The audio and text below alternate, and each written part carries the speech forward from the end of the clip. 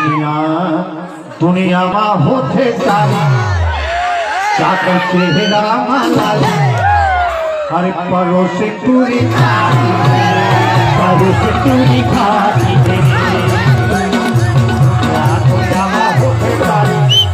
चाकर चेहरा मालाल परोसे पूरी खाती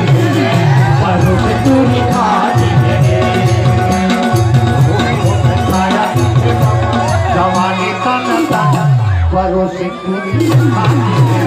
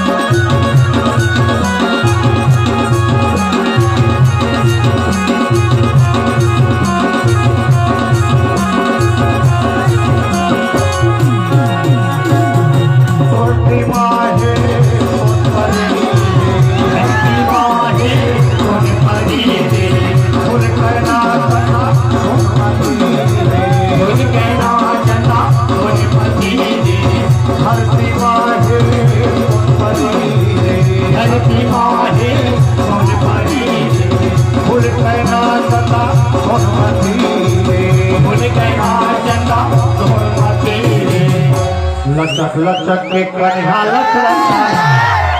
माया दी लचका परोसे रानी खाती परोसे पूरी खाती दुनिया में होते सारे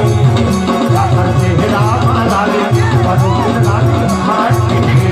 परोसे पूरी खाती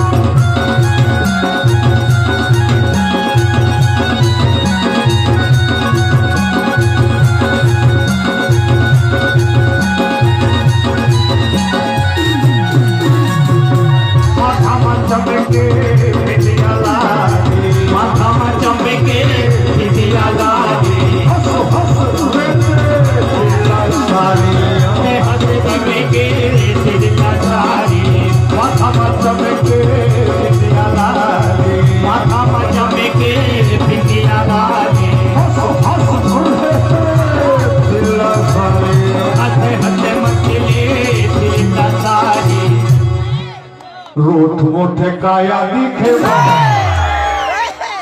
रूठ मोठे काया दिखे